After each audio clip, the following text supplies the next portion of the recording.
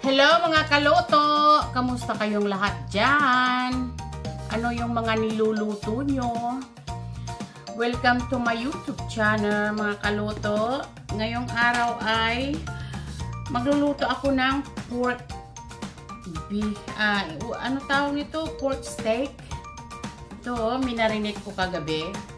Mayroon siyang soy sauce, fresh na garlic, tsaka dito sa Amerika kasi mga kaloto, wala kaming kalamansi, bihira lang. Kaya yung ginamit ko dito, lime, tsaka lemon. So mga kaloto, pasensya na kayo sa itsura ko ha. Kagigising ko lang eh. Kagabi, mayroong nag-request sa akin ng egg roll. Kaya napagawa ako ng wala sa oras. So, pag off ko kagabi, diretso ka agad sa grocery store, bumili ng mga sangkap. At, nagbalot ng egg roll hanggang alas 2 ng umaga, mga kaloto. So, minarinate ko na ito kagabi. Soy sauce, lime, fresh garlic, black pepper, and garlic powder. At, may kunting chicken or alam nyo naman, paborito kong ginagamit sa pagluluto ang aking chicken or. So mga kaloto, ngayon ay may pasok ako. Mayroon pa akong isang oras bago ako pumasok. Kaya umpisa na natin. Samahan niyo ako. Let's go! Hello guys! Ito, mayroon akong olive oil.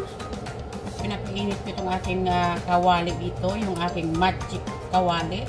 Lagyan natin ng olive oil, kunti lang, para lang ma-cover yung ating kawali.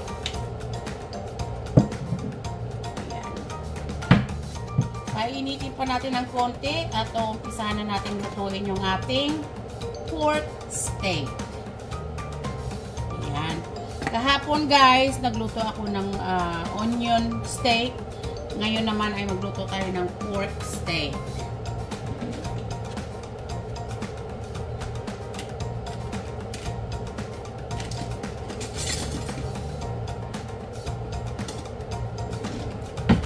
Alam nyo guys, nung nandyan ako sa Pilipinas, paborito ko to siya. Paborito kong lutuin ito. Namin eh. Ayan. Dandahan natin yung ating apoy. Dahil maliit lang itong hiwa yung ating baboy. Kaya madali lang lutuin ito. Na kapag gumagawa ko nito mga guys, tinatad-tad ko talaga yung aking meat. Para manuot ba yung kanyang lasa. Pasensya na kayo guys, hindi ko na pinakita yung aking gayak nito kagabi. Kasi tanghali na ng gabi. Lumabas ako ng trabaho kagabi, mga 10 o'clock na. Duman pa ako ng grocery store. At nagbili ng ating sangkap sa aking igrong gagawin. Yung mga yung garlic na nilagay ko dyan, tatak-tak natin yan para hindi makasama sa pagprito, para hindi sunog. Mamaya na natin sama pag binisa na natin yung ating sibuyas.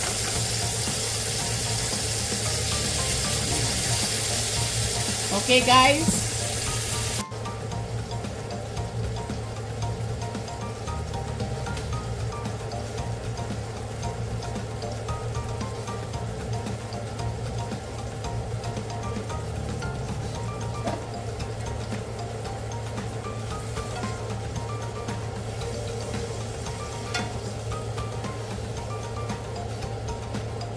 Guys, sa pagtutusok ko lang ng aking meat, itong aking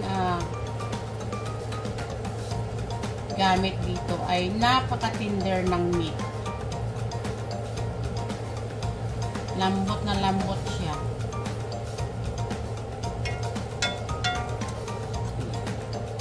Ewan ko ba guys, yung dito sa kabila ng aking stove ay malakas ang apoy, tapos doon naman sa kabila, hindi. Nakakaloka.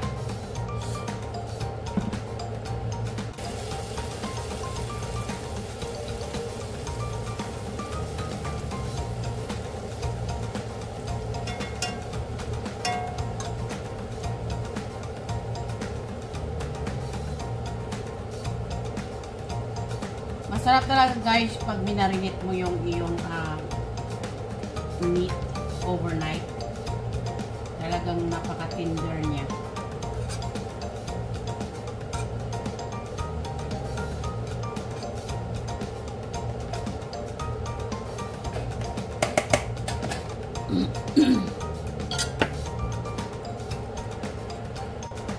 Ayan guys, dito ay umpisa na tayo maghiwa ng ating sibuyas. Dahil malapit nang maluto yung ating pinipritong baboy. Pork steak. Sabi nga.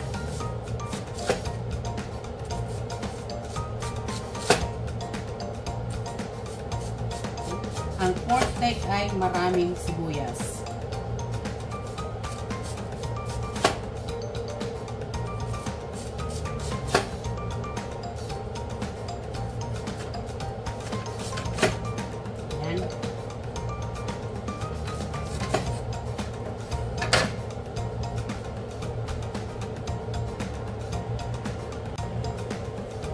Dito guys ay piniprepare ko yung ating onion. Yan, yung maliliit guys ay i-separate natin sa malalaki. Yan. Yung malalaki ay pang-topping natin yan mamaya.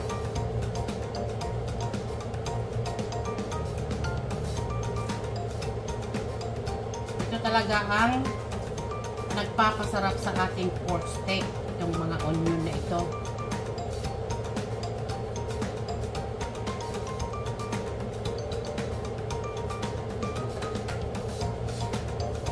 Ito na yung aking last batch.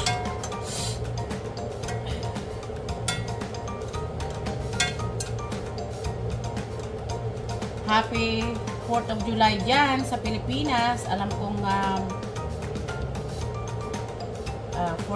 4th of July na dyan. Dito sa amin, bukas pa. Kasi, sa atin, a day ahead tayo dyan. Excuse me guys. Ating sinus ay nagpapasaway. Ayan. Napaka-tender ng aking meat guys. Tingnan nyo. Lasang-lasa kasi minarinate nga natin overnight. Ayan guys, tapos na tayong magluto ng ating meat. Ngayon ay ilalagay ko itong extra garlic na chinap-tap ko. Ayan. Sisave din natin itong konting liquid guys kasi ilalagay din natin yan sa ating gawin nating sauce. Konti lang naman siya. Ngayon guys, di ba, sinispread ko yung itong maliliit. Yung maliliit, igigisa natin dyan. Yan.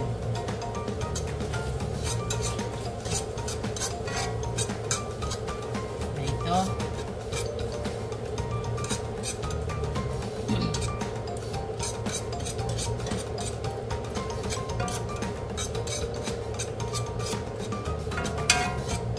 Lutuin lang natin ng kaunti. Guys, kung maaamoy mo, napaka-smell so good. Tsaka napakasarap ng lasa niya kasi na-marinate siya overnight. Minarinate ko siya overnight. Yan talaga ang technique ng mga meat na kailangan mong ibabad muna bago lutuin. Talagang malalasahan mo talaga lahat ng lasa na nilagay mo dyan ng mga sangkap.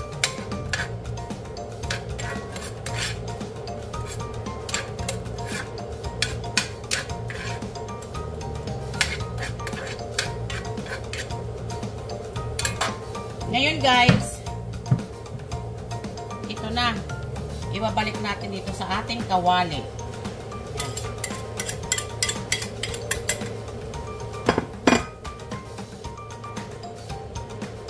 At igigisa dito sa ating onion.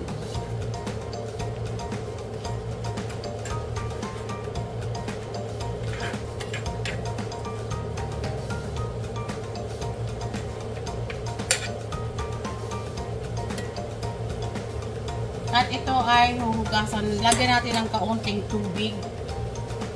Ilalagay natin sa bowl.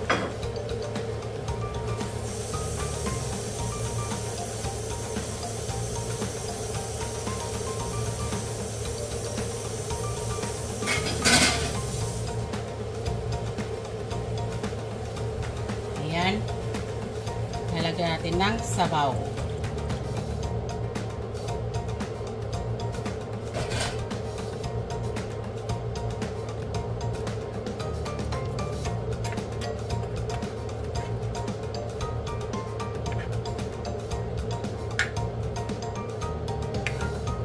Ay atin lang pakukuluan guys ng kaunti.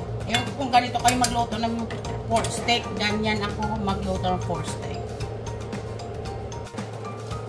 Ayan guys, dadagdagan ko siya ng toyo. Kunti lang. Kasi tinikman ko kanina medyo matabang. Kunti-kunti lang. Pwede namang dagdagan pag kulang. Mahirap pagka sobra maalat. Dagdag ka ng dagdag ng tubig na wala ng lasa yung pag niluluto mo. Kaya dahan-dahan lang mag-add ng mga seasoning, lalo na pagka minarinate mo na siya ng overnight. Ang meat niyan ay malasang-malasa na.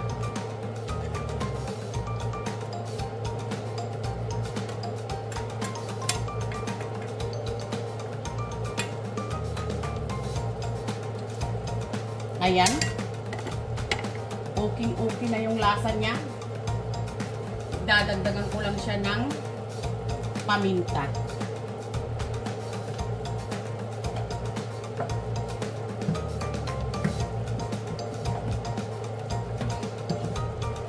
At konting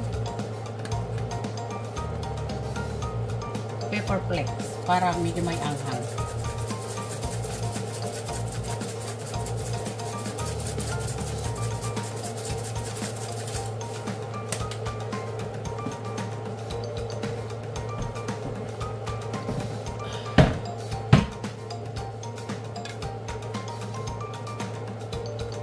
Oops.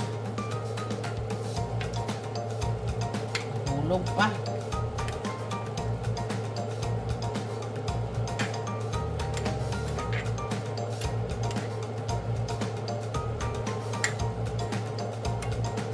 Kukuluin pa natin ng medyo mga 5 minutes.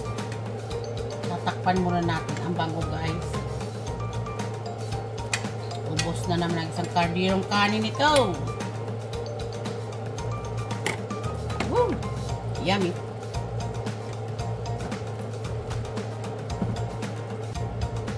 Ayan guys, check natin. Ayan. Hello now.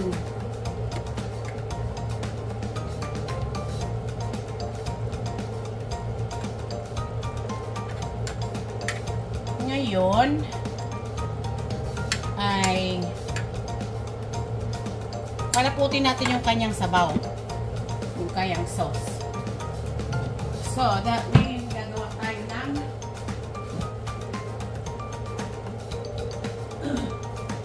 pampalapot. Ayan guys, ako'y mayroong cornstarch dito. Kunti-kunti lang ang lagay.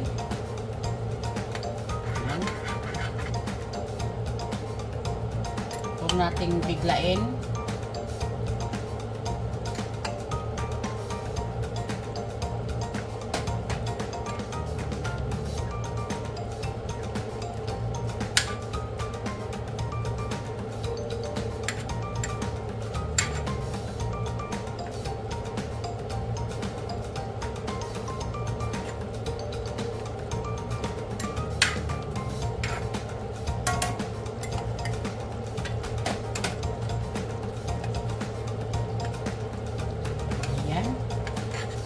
Malapot na siya.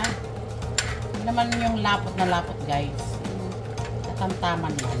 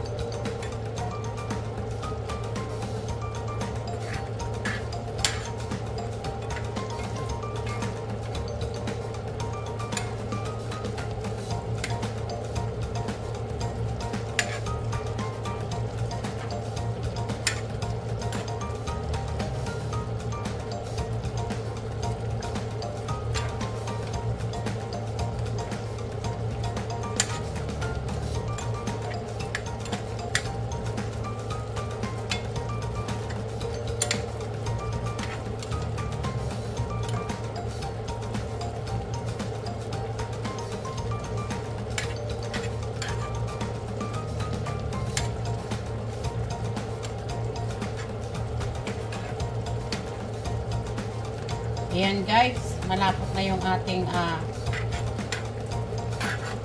sauce.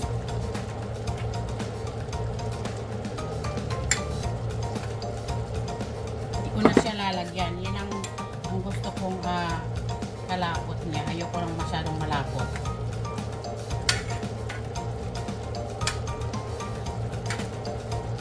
Ayan guys, dahil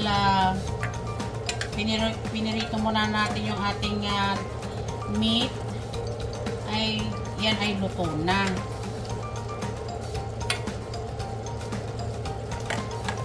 Ngayon, ang gagawin natin ay ilagay natin itong onion dito sa taas. Yan.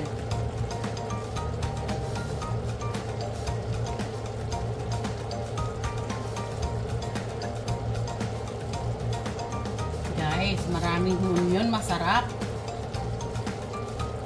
Takpan na yung meat. I love onion guys. Tsaka alam nyo ba guys, ang onion, maraming benefit sa katawan niya.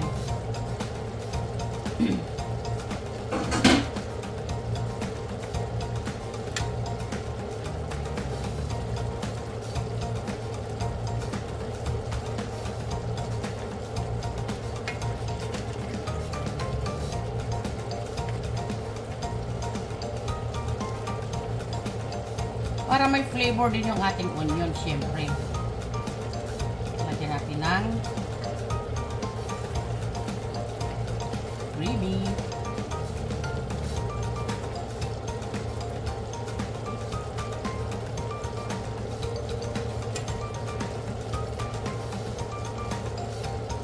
Ayan guys, oh.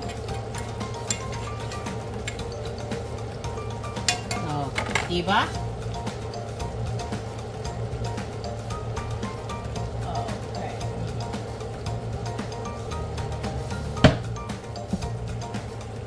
Ayan guys, tatakpan muna natin ng sandali. Mga 2 minutes.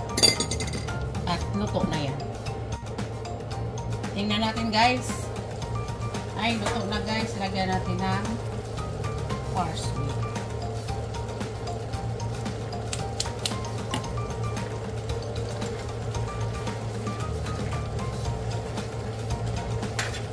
Pang garnish. Patayin na natin to. Ito ay luto na.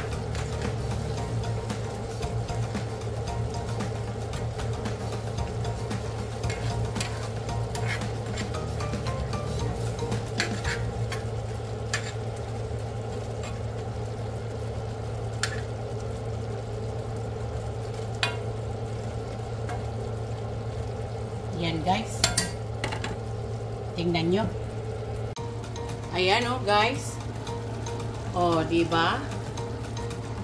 Mukhang delicious na. Hindi lang mukha guys.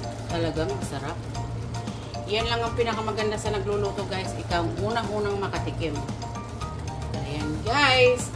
Napanginingintay nyo. Magluto na kayo. Okay. Tapos na tayo. Ayan na guys. Yung ating finished product. Yan yung ating beef. Not beef. Pork steak. Guys. Pork steak. Ayan.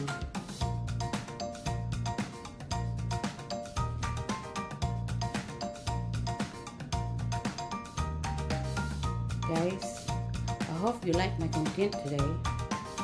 If you do, please give me a thumbs up and subscribe and share.